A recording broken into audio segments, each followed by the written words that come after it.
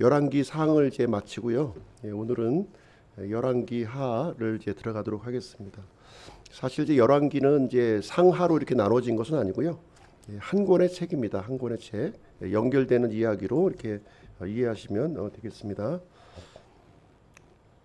우리 수요 모임이 육체적으로는 좀 힘이 들지만 마음으로는 아주 힘이 넘치는 그런 시간인 것 같습니다. 비도 오고 이렇게 한데 차분한 마음으로 우리 하나님의 말씀 함께 보시도록 하겠습니다.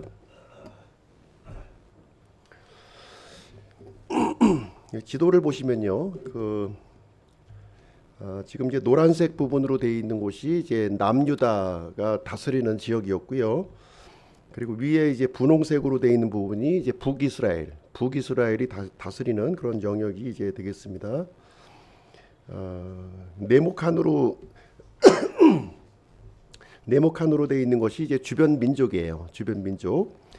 사해 오른쪽에 있는 것이 이제 모압 민족이고요. 그 위에 이제 암몬 족속이 있고요. 쭉 위로 올라가면 이제 시리아, 아람이라고 이제 돼 있죠. 아람. 그리고 왼쪽으로 지중해 쪽으로 이렇게 넘어가면 페니키아가 있고요. 밑으로 쭉 내려오시면 이제 블레셋이 이제 주변 민족이 이렇게 있습니다. 지금 이제 그 열왕기 내용이 이제 어디에 초점을 맞춰주고 있냐면 남왕국의 왕들과 북왕국의 왕들의 이야기를 이제 번갈아 가면서 이렇게 살펴보고 있는데요. 주로 이제 그 기록된 내용이 북이스라엘에 관련된 내용이에요. 북이스라엘의 내용을 좀 더 이제 이렇게 자세하게 현미경처럼 이제 들여다보고 있는 것이죠. 그 이유가 무엇일까요? 하나님께서 하실 말씀이 많은 거예요. 북이스라엘에 대해서는. 그래서 이제 북이스라엘의 그 지역을 보시면 우리가 이제 좀 살펴보았던 지명들이 있죠. 북이스라엘의 그 수도는 어디입니까? 사마리아예요. 사마리아고 그 위쪽으로 쭉 올라가면 이제 예스르엘이라고 되어 있는데요. 이스라엘 평야입니다. 평야. 그러니까 이게 넓은 평야지대를 얘기하고요. 그다음에 그 바알의 대언자와 이제 엘리야가 대결을 벌였던 장소 갈멜산이 이제 눈에 띄죠. 그리고 이제 오른쪽 편에 이제 보시게 되면 오른쪽 편에 뭐가 있나요? 라못 길르앗. 여기서 이제 전쟁이 일어났죠. 시리아와 누가 죽었나요? 여기서 이 전쟁에서 아합이 죽은 장소입니다. 아합. 그래서 열왕기 상은 이제 아합이 죽음으로써 이제 끝났고 이제 열왕기 하 이제 이어지는 내용을 함께 보시도록 하겠습니다. 오늘 1장을 보시기에 앞서서 이제 좀 전반적인 큰 그림을 한번 보시도록 할게요. 이스라엘은 이제 왕정 시대를 이제 열게 되는데요. 이제 통일 왕국, 그러니까 이제 그 첫 번째 왕이 누구죠? 사울. 그다음에 두 번째 왕이 다윗. 그리고 세 번째 왕이 이제 솔로몬. 이렇게 해서 이걸 통일 왕국 시대라고 부릅니다. 그리고 이제 통일 왕국 시대가 끝난 다음에 이제 분열 왕국 시대가 이어지게 되는데요. 솔로몬의 아들 때에 이루어지는 것이죠. 아들 때. 솔로몬의 아들이 누군가요? 르호보암. 그리고 르호보암이 이제 남유다 왕국을 이제 시작하는 초대 왕이 되는 것이고요. 북이스라엘은 초대 왕이 누군가요? 여로보암이에요. 여로보암. 그 솔로몬의 신하였습니다. 북이스라엘의 그 열 지파의 지지를 받아서 이제 북이스라엘을 이제 열었던 장본인이죠. 이제 북이스라엘은 이제 주전 722년에 아시리아에 의해서 멸망하고요. 남유다 왕국은 조금 더 이제 오래 지속되죠. 한 130년 정도 후에 바벨론에 의해서 이제 멸망을 이제 당하게 됩니다. 그래서 이제 사무엘 상은 누구의 이야기냐면 사울의 이야기예요. 사울의 이야기로 가득 차 있습니다. 그리고 사무엘 하는 다윗의 이야기예요. 다윗의 이야기. 그리고 열왕기상, 우리가 이제 살펴본 열왕기상 내용은 솔로몬과 이 분열왕국 시대의 초기 부분을 좀 다루고 있습니다. 아합이 죽을 때까지 초기 시대를 다루고 있고요. 그 기간이 한 120년 정도 되는 것입니다. 이제 앞으로 살펴볼 열왕기 하는 분열왕국의 중기, 중반기하고 그다음에 이제 북이스라엘의 멸망, 그리고 이 남유다 왕국에 이어지는 역사를 이제 다루고 있는데요. 남유다도 역시 바벨론에 의해서 멸망을 당하게 됩니다. 그리고 이제 역대기가 또 기록되어 있는데요. 역대기 내용을 보시게 되면 역대기 상은 사무엘 하에 기록된 내용과 동일한 내용이 기록되어 있습니다. 그리고 역대기 하는 열왕기 상과 열왕기 하의 내용을 이제 다루고 있어요. 그런데 이제 관점이 틀리죠. 열왕기를 기록한 관점과 역대기를 기록한 관점이 틀리다는 거예요. 열왕기의 내용을 보시게 되면 대단히 부정적입니다. 부정적이에요. 이스라엘 백성들이 이렇게 우상 숭배하고 하나님 앞에 불순종을 해서 이제 북이스라엘이 먼저 멸망하고 남유다 왕국이 멸망하는 이야기로 끝납니다. 반면에 역대기의 기록을 이제 보시게 되면 비록 이스라엘 백성들이 우상 숭배를 하고 이렇게 하나님 앞에 불순종을 했지만 하나님께서 은혜를 베풀어 주셨다는 거예요. 은혜를 베풀어 주셔서 다윗 왕조를 이렇게 멸망시키지 않고 이렇게 이어주시는 내용이 이제 기록이 되어 있습니다. 비록 이 남유다가 바벨론 제국에 의해서 멸망을 당하지만 다시 회복될 것을 기록하고 있죠. 왕국은 멸망했지만 다시 회복과 그 소망의 메시지를 우리에게 주시고 있는 거예요. 왜 소망의 메시지를 주고 있습니까? 그 이유가 어디에 있나요? 그 이유는 다윗의 언약이 있기 때문에 그런 거예요. 하나님께서는 이스라엘이 불순종하고 우상 숭배를 했지만 다윗과 맺었던 그 언약을 기억하시고 이렇게 그 은혜를 베풀어 주시고 또 회복과 소망의 메시지를 주셨다 하는 내용이 역대기에 이제 기록이 되겠습니다. 이제 열왕기하 내용을 보시게 되면 이제 많은 왕들의 그 이름이 등장을 하고 있어요. 많은 왕들이 북이스라엘의 그 이제 7대 왕, 7번째 왕이 아합이죠. 아합에 이어서 그 다음의 왕들이 쭉 이어지게 됩니다. 마지막 왕이 이제 누구냐면 호세아예요. 이제 호세아 때 이제 아시리아에 의해서 북이스라엘이 멸망을 하게 되고요. 아합이 통치하던 그 시대에 남유다는 누가 통치를 했냐면 여호사밧이 통치한 겁니다. 남유다의 네 번째 왕이에요. 네 번째 왕부터 쭉 이렇게 이어집니다. 그래서 이제 마지막 왕이 시드기야고요. 북이스라엘에게는 선한 왕이 한 사람도 없었죠. 그렇죠? 그러나 남유다에는 그래도 선한 왕이 이제 몇 사람 있었던 거예요. 대표적으로 선한 왕이 누구냐면 여호사밧, 빨간 글씨로 되어 있죠. 여호사밧, 그 다음에 히스기야, 그리고 요시야, 이런 왕들이 이제 선한 왕이었습니다. 역대기 하의 이제 개관을 한번 좀 보시도록 할게요. 역대기 하는 세 단락으로 되어 있는 거예요. 세 단락. 크게 세 단락으로 나눌 수가 있는데요. 분열 왕국의 중반기, 그 다음에 분열 왕국의 후반기. 후반기 때는 이제 어떤 일이 생기냐면 북이스라엘이 멸망하는 거예요. 멸망하고 그 다음에 이제 남유다 단독의 그 역사를 이제 기록을 해주고 있습니다. 그래서 1장부터 8장의 내용을 보시게 되면 엘리사의 초기 사역, 그러니까 엘리야에 이어서 이제 대언자직을 누가 이어받나요? 엘리사가 이어받죠. 그래서 엘리사의 초기 사역과 남북 네 명의 왕이 이제 이야기가 기록되어 있고요. 9장부터 10장은 예후의 반란 사건이 이제 기록되어 있습니다. 11장부터 13장은 이제 엘리사가 이제 죽게 되고요. 그리고 남북 그 세 명의 왕의 이야기가 기록되어 있습니다. 그리고 14장부터 17장까지는 굉장히 많은 왕의 이름이 등장합니다. 11명 남북 11명의 그 왕들의 이야기가 기록되어 있고요. 이때 이제 북이스라엘이 이제 멸망을 하게 됩니다. 그리고 18장부터 20장까지는 히스기야의 이야기가 기록되어 있습니다. 그리고 21장부터 23장은 남유다의 므낫세부터 여호와김까지 이야기가 기록되어 있고요. 24장부터 25장까지는 결국 유다도 이제 멸망을 맞이하게 되는 그 내용이 기록되어 있습니다. 그러면 열왕기 하가 주는 메시지를 한번 좀 보도록 하겠습니다. 열왕기 하는 어떤 메시지를 우리에게 주고 있는가? 순종하면 복을 누리고 불순종하면 저주를 받는다는 거예요. 그럼 여기서 이제 복의 개념을 좀 알고 계셔야 되는데요. 복이 무엇입니까? 예. 우리가 하나님한테 복 받는다 이렇게 했을 때 복이 무엇인가요? 이 복의 개념이 정립이 안 되면 상당히 혼란을 많이 겪게 돼요. 이 복이 이렇게 돈 많이 벌고 성공하고 이게 번성하는 것이 복이 아닙니다. 성경에서 말하는 이 복은 하나님께서 함께 하심이에요. 하나님께서 함께 하시는 게 복이에요. 이 개념을 놓치시면 안 돼요. 성경을 읽으면서.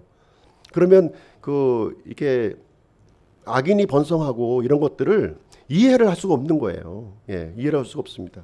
비록 내가 힘들고 어려운 그 상황에 놓여 있을지라도 하나님과 함께 있다면 그게 복이라는 거예요.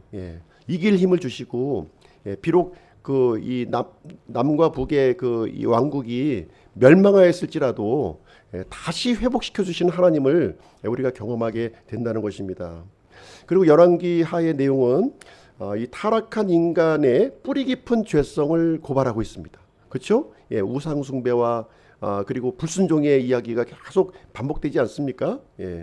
그리고 그럼에도 불구하고 하나님은 은혜를 베풀어 주셔서 다윗 왕조를 멸하지 않았다는 거예요.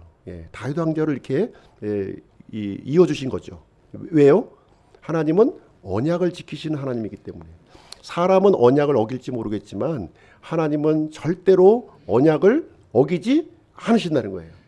기억하시고 이루시는 분이시다 하는 것을 보여주고 있습니다. 그리고 이스라엘이 이렇게 불순종을 했을 때 하나님은 이렇게 죄를 그냥 이렇게 방치하시는 분이 아니라는 거죠. 끊임없이 누구를 보내주셨습니까? 대언자를 보내주신 거예요. 대언자를 보내서 죄를 책망하고 회개를 촉구를 하셨다는 것입니다. 사실 이 세상이 이렇게 불의한 세상에 우리가 살고 있죠. 그럼에도 불구하고 이 불의한 세상이 왜 이렇게 유지가 되고 있을까?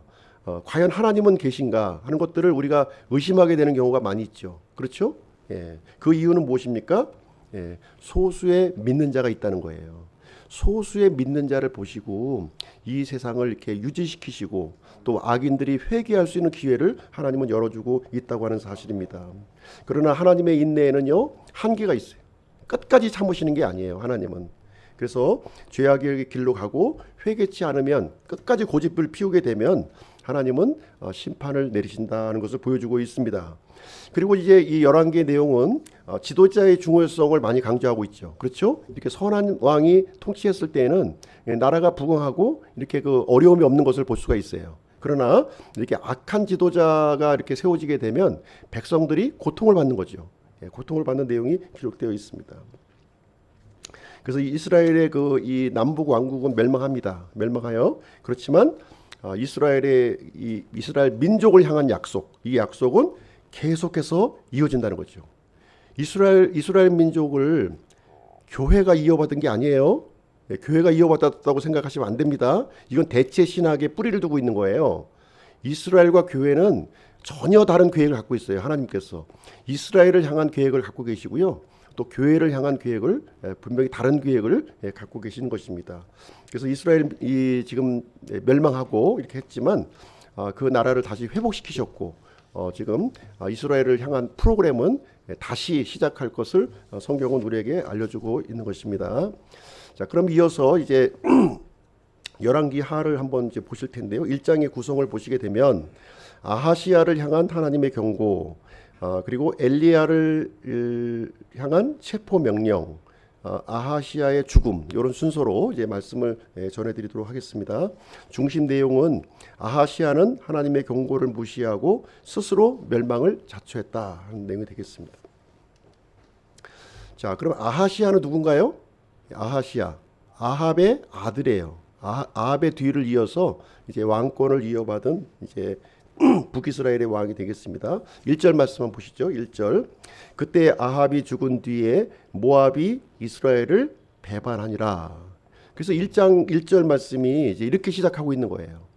항상 성경에 시작되는 첫 이 문장이 중요하고요. 전체를 대변하고 있는 구절이라는 거예요.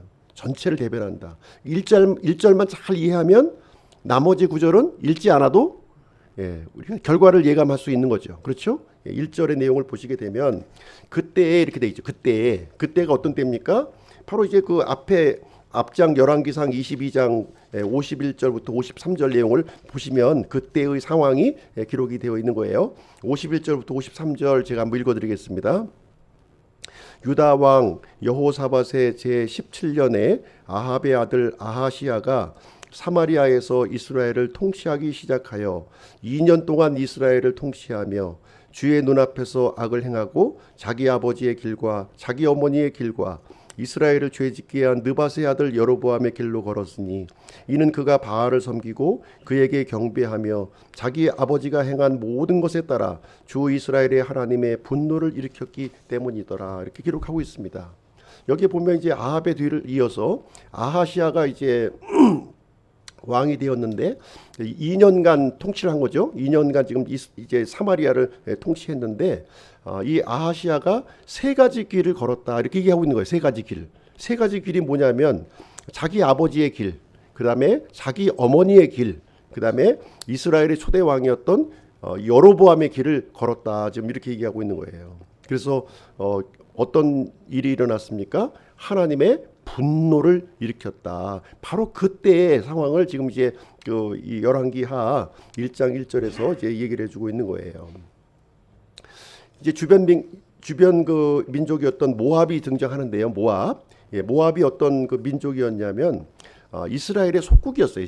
북이스라엘의 속국이었어요. 조공을 바치는 나라였다는 거예요. 조공을 바치는 나라였는데 이 나라가 이제 배반을 했다는 거죠. 배반하는 내용이 이제 기록이 되어 있습니다. 이것을 통해서 우리가 이제 알 수 있는 것은 뭐냐면 아합의 시대에는 굉장히 그 전성기였어요.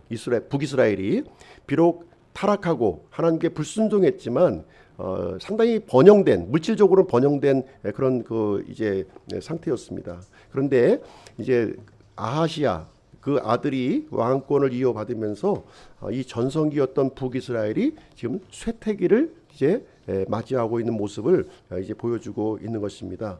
그래서 2절에 보시게 되면 2절 이제 어떤 일이 또 이루어지냐면 아하시아가 사마리아에 있는 자기 다락방 격자창에서 떨어져 병들매. 여기 이제 그 다락방 격자창이라고 지금 등장하죠. 다락방 격자창. 이것은 이제 그 오늘날로 얘기하면 이제 어떻게 이해하시면 되냐면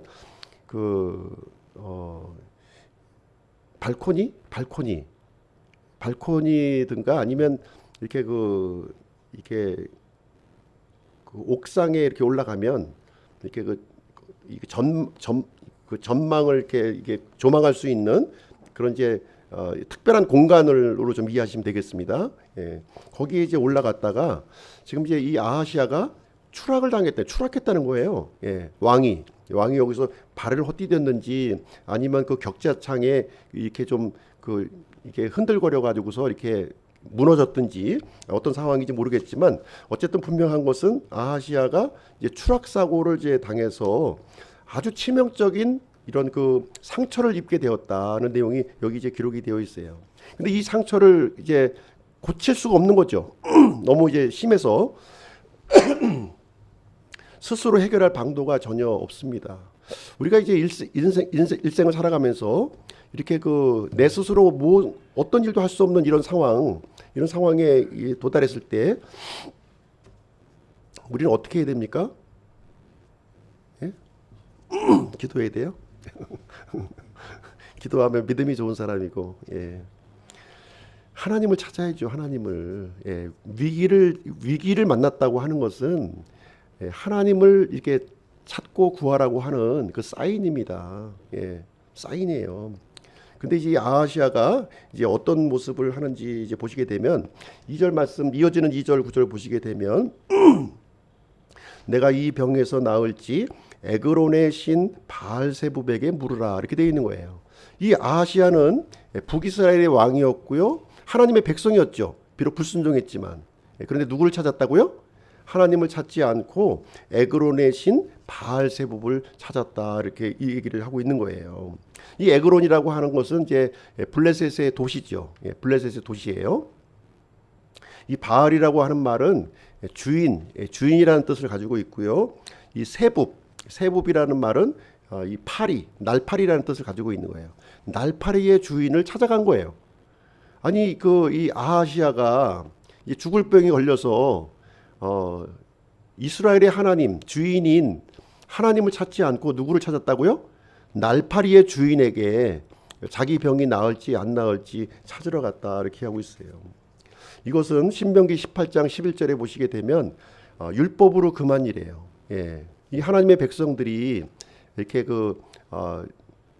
이 점쟁이를 찾아가고 이렇게 우상을 찾아가는 것은 절대로 있어서는 안 된다고 금하신 그런 내용이 되겠습니다.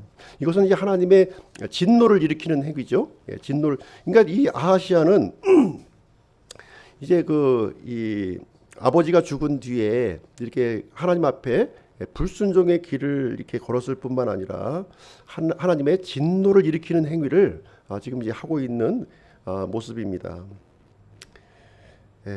참 영적으로 육신적인 병이 문제가 아니라 영적으로 중병에 걸린 거죠 지금. 그래서 이때 3절 말씀을 보시게 되면 주의 천사가 디셉 사람 엘리야에게 이르되 일어나서 사마리아 왕의 사자들을 만나러 올라가 그들에게 말하기를. 지금 이제 이 아하시아가 사자들을 이제 보냈죠.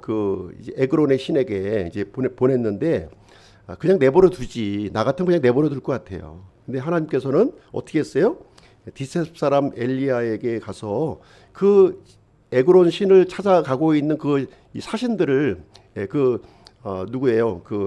왕의 사자들을 좀 만나라는 거예요. 만나라. 지금 만나라. 그 얘기를 해주고 있는 거예요.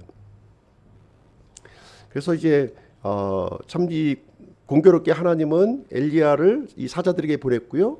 또 아하시아는 이 사자들을 바알세부로 이제 보내고 있는 이런 상황에서 이제 하나님이 이제 메시지를 전달해 주게 됩니다. 그러면서 하나님께서 하시는 말씀이 어찌하여 이제 하나님을 찾지 않고 그 우상인 아무것도 아닌 우상인 이 바알세불을 찾는 것이 말이 되느냐 이렇게 얘기를 합니다. 그러면서 하나님의 메시지를 전달해 주는데 어떤 메시지를 전달해 주냐면 4절입니다. 4절 내가 올라간 그 침상에서 내려오지 못할 것이요 내가 반드시 죽으리라.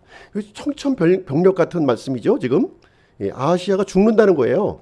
갈 필요가 없다는 거죠. 지금 물으러 갈 필요가 없이 지금 아하시아가 들은 이 병은 반드시 죽을 병에 걸렸다 지금 얘기해주고 있습니다. 그래서 이 아하시아가 격자창에서 이렇게 떨어지고 지금 죽을 병에 걸린 것은 무엇입니까?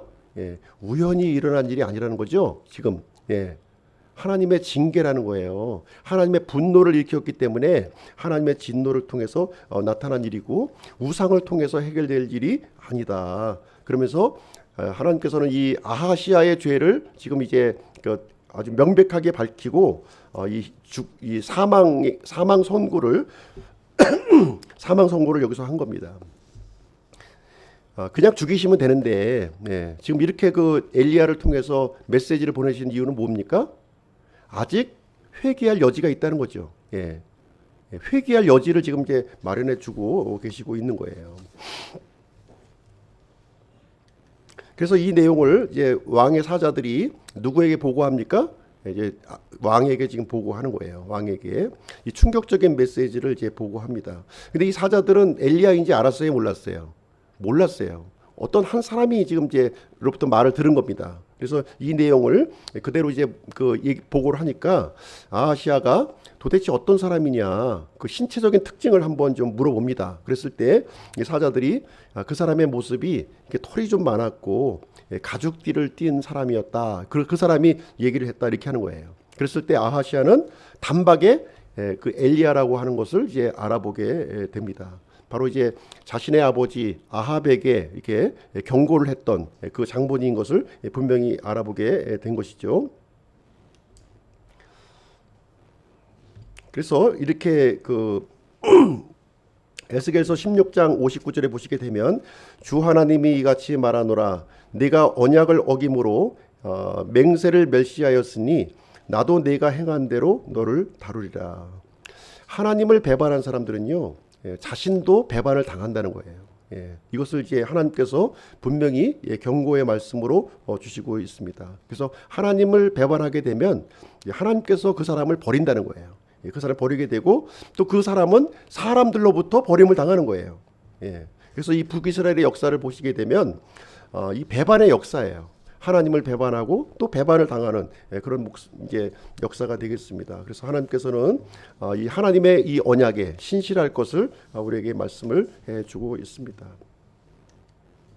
자, 이런 하나님의 그 준엄한 그 이 심판의 메시지를 듣고 아하시아는 어떻게 반응을 했을까요? 아하시아는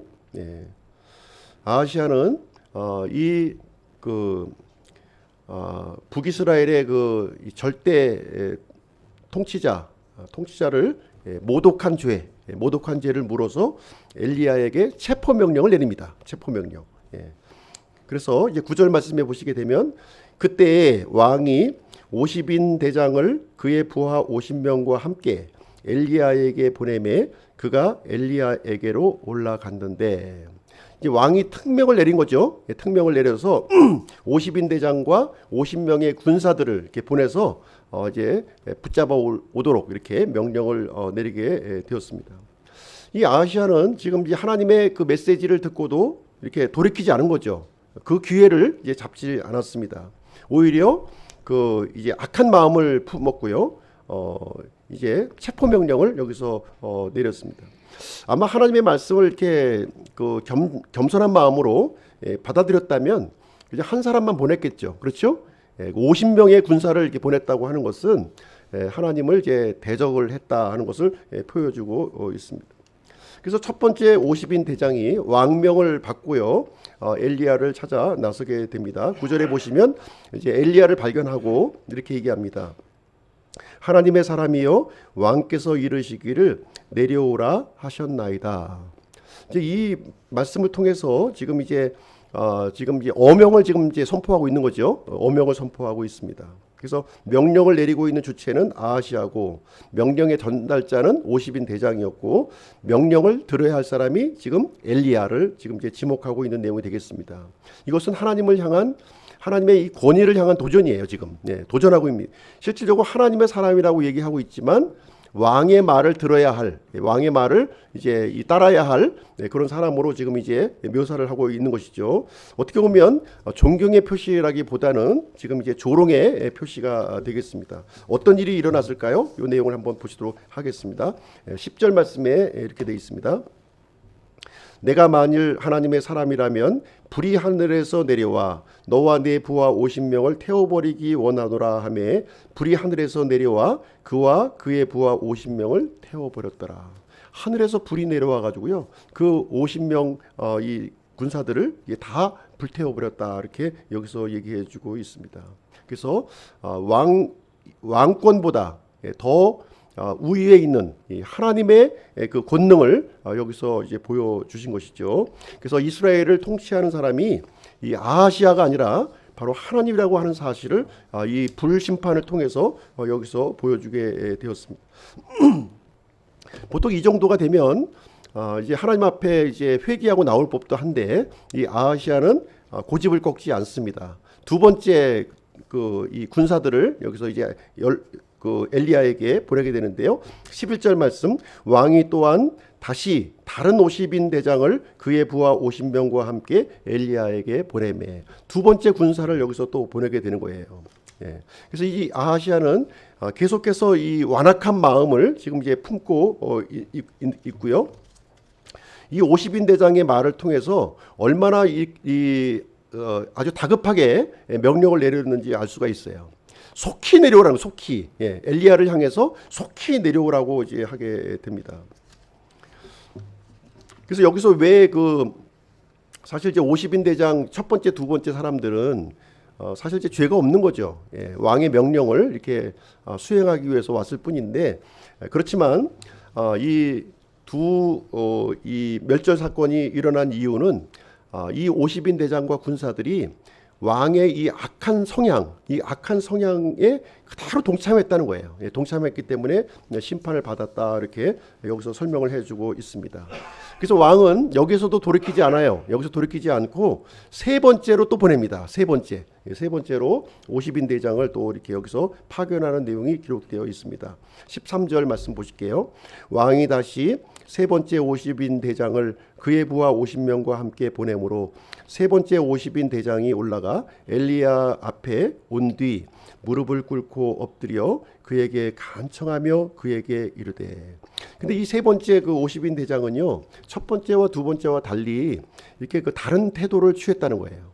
첫 번째와 두 번째는 엘리야를 이제 내려오라고 명령을 했죠. 엘리야를 내려오라고 했지만 세 번째 50인 대장은 어떻게 했냐면 엘리야 앞으로 나아간 거예요. 엘리야 앞으로 나아가서 무릎을 꿇고 엎드렸고 엘리야에게 간청했다고 지금 여기에 기록을 해두고 있습니다. 그러면서 이어지는 말씀을 보시게 되면 13절인데요. 13절 오 하나님의 사람이여 원하건대 내 생명과 당신의 종들인 이 50명의 생명을 당신의 눈앞에서 귀히 여기소서, 이렇게 간청하는 기도가 여기 이제 기록이 되어 있습니다.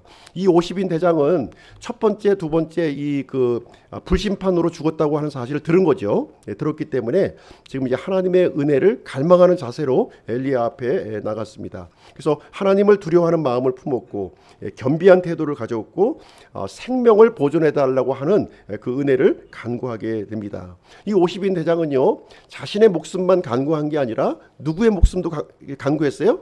자신의 부하들의 생명까지도 여기서 간구를 했습니다. 그래서 이 세 번째 그 50인 대장은요, 왕의 그런 그 명령도 수행했고, 왕의 명령도 수행하고 또 이제 엘리야 앞에서 죽임도 당하지 않는 하나님의 은혜를 받는 그런 모습을 여기서 이제 보여주고 있습니다. 이때 이제 주의 천사가 이제 나타나서 엘리야에게 이제 말씀을 전해 줍니다. 15절 주의 천사가 엘리야에게 이르되 그를 두려워하지 말고 함께 내려가라 하므로. 그래서 엘리야는 이때 이제 하나님의 말씀이 그 대언자의 특징이 이런 거예요. 하나님의 말씀이 들려지면 곧바로 순종하는 겁니다. 곧바로 순종하는 거예요. 그래서 이 말씀에 순종하는 자세를 우리가 가져야 되겠고요. 비록 나와 하나님의 뜻이 나와 이렇게 다르다 할지라도 순종해야 되는 겁니다. 그래서 나하고 일치할 때, 하나님의 말씀이 나하고 일치할 때 순종하는 것은 어렵지 않아요. 그렇죠? 진정한 순종은 나의 생각과 하나님의 생각이 충돌했을 때 하나님께 순종하는 것이 진짜 순종인 거예요. 진짜 믿음인 거예요. 그게요. 진짜 믿음. 그래서 내 마음과 이렇게 일치했을 때 이렇게 순종하는 것은 어떻게 보면 진정한 믿음을 발견할 수가 없는 거죠. 일치했기 때문에. 진짜 믿음을 우리가 알기 위해서는 내 생각은 이런데 하나님의 생각이 달랐을 때, 그때 하나님의 생각에 내가 굴복할 수 있는 것, 이것이 진짜 믿음이다 하는 것을 우리가 이해할 필요가 있습니다. 그래서 자신을 죽이려고 했던 이제 아하시아를 이제 만나러 가게 되고요. 그래서 하나님의 메시지를 이제 직접적으로 전달해 줍니다. 엘리야가.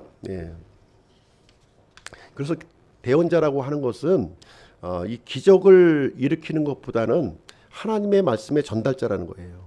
기적을 일으키는 것은 아주 극소수예요. 극소수. 아주 그 제한적으로 특별한 상황에서 이루어지는 것이고, 이 대언자의 주 임무는 말씀을 전달하는 것이다 하는 것입니다. 그래서 하나님께서 원하시는 것도 이렇게 그 잘못했으니까 이렇게 멸망하고 심판하는 것이 아니라 이렇게 다시 돌이킬 수 있도록 그 돌이키는 길을 마련하는 것이 이제 하나님이심을 우리가 발견할 수가 있습니다. 아하시아가 이제 죽게 되는데요. 여기 보시게 되면 17절 말씀, 이렇게 그가 엘리야가 말한 주의 말씀대로 죽고 그에게 아들이 없었으므로. 17절에 이렇게 기록하고 있는데요. 하나님께서는 아하시아에게 회개할 기회를 충분히 주셨습니까? 충분히 주셨어요. 충분히 주셨습니다. 사자들을 통해서 이게 경고의 메시지가 전달됐고요. 두 번의 이 재앙, 불심판을 통해서 보여주셨고요. 그리고 엘리야가 직접 하나님의 메시지를 전달해서 얼마든지 돌이킬 수 있는 기회가 있었다는 거예요. 그렇죠? 그럼에도 불구하고 이 아하시아는 자신의 고집을 꺾지 않고 하나님을 향하여 완악한 마음을 품었던 거예요. 그래서 하나님께서는 이제 아하시아에 대한 심판을 확정하셨다. 이렇게 이제 결론을 맺고 있는 것입니다. 그래서 아하시아는 스스로 멸망을 선택한 거죠. 하나님이 심판한 게 아니라 이 하나님의 그 심판에 스스로 이렇게 지금 이제 뛰어든 거예요. 마치 불나방이 그 등잔불 그 불에 뛰어들어서 이렇게 자살하는 것 같다는 거예요. 하나님께서는 분명히 여기 불이 있기 때문에 접근 금지 명령을 내린 거예요. 그런데 그 말을 듣지 않고 불에 띄어서 이렇게 멸망을 이제 선택했다 하는 것을 성경은 가르쳐주고 있는 것입니다. 하나님께서는 생명의 주관자가 되심을 여기서 우리에게 보여주었어요. 그래서 이스라엘의 그 역사는, 이 왕조의 역사는 왕의 뜻에 달려 있는 것이 아니라는 거예요. 왕의 뜻에 달려 있는 것이 아닙니다. 우리 개인의 일생도 마찬가지예요. 마치 내 일생을 내가 사는 것처럼 이렇게 보여지지만 내 인생을 이렇게 주관하시고 인도하시는 분은 누구시라고요? 바로 하나님이시라고 하는 사실을 말해주고 있습니다. 그래서 하나님의 이 예언의 말씀은 숙명적인 것이 결코 아닙니다. 돌이키면 사는 거예요. 돌이키면 사는 겁니다. 돌이키지 않고 계속 고집을 부리기 때문에 결국 이제 멸망을 당하게 되는 것을 말해주고 있습니다. 그래서 모든 역사는 하나님의 말씀에 따라서 이렇게 흘러가고 진행이 되고 있습니다. 그래서 우리가 가져야 될 태도는 무엇입니까? 교만함을 버리고 겸비한 마음을 품으라는 거예요. 첫 번째 50인 대장과 두 번째 50인 대장처럼 이렇게 교만한 마음을 갖지 말고 세 번째 50인 대장처럼 겸비한 마음을 품을 것을 우리에게 얘기해 주고 있습니다. 그래서 하나님의 경고, 이 경고를 가볍게 여기시면 안 된다는 거예요. 이것을 무겁게 받아들이고 이것을 돌이킬 때 하나님의 은혜가 임하게 되고 우리에게 복된 역사, 이 복된 역사가 이렇게 이어진다 하는 것을 우리에게 가르쳐주고 있습니다. 이 복이라고 하는 것이 바로 앞서 말씀드렸지만 하나님과 함께하는 복이에요. 우리가 뭐 돈 많이 벌고 성공하는 것이 아니라 아무리 돈 많이 벌어도 이 아합과 같이 이렇게 강대한 그 국가를 형성했다 할지라도 하나님이 함께하지 않으면 이건 다 멸망의 길로 갈 수밖에 없다 하는 사실을 여기서 보여주고 있는 그런 내용이 되겠습니다. 그래서 우리는 임마누엘 되신 하나님을 우리가 붙들어야 된다는 거예요. 결론을 내리도록 하겠습니다. 참 이 아합도 참 허망한 죽음을 맞이했습니다. 그렇죠? 누군가 어떤 사람이 쏘았던 그 화살에 맞아서 왜 죽었는지도 모르고 불 호수로 이렇게 들어갔습니다. 아하시아도 마찬가지예요. 허망한 죽음을 이렇게 맞이했습니다. 자신에게 밀어닥친 이 재난이 어떻게 해서 닥친 것인지를 깨닫지 못했다는 사실이에요. 그래서 하나님을 향하여 끝까지 강팍한 마음을 가졌고 하나님의 경고를 무시했고 스스로 멸망의 길로 들어갔음을 우리에게 가르쳐주고 있습니다. 잠언 27장 22절 같이 한번 읽어보실까요? 같이 한번 읽겠습니다. 시작. 내가 어리석은 자를 절구에 넣고 밀과 함께 공의로 찌을지라도 그의 어리석음은 그에게서 떠나지 아니하리라. 성경에서 어리석은 자가 어떤 사람입니까? 하나님이 없다. 하나님이 없다 얘기하는 사람이에요. 이 어리석음은 이게 그 절구에 밀을 넣고 공의로 찌어도 그 어리석음의 그 껍질이 부서지지 않는다는 거예요. 바로 아합과 그 아하시아의 얘기를 지금 우리에게 해주는 얘기가 되겠습니다. 그래서 우리는 하나님 앞에 지혜로운 이 사람이 이제 우리가 드러나야 될 줄로 생각을 합니다. 오늘은 열왕기하 1장 말씀을 함께 살펴보게 되었습니다.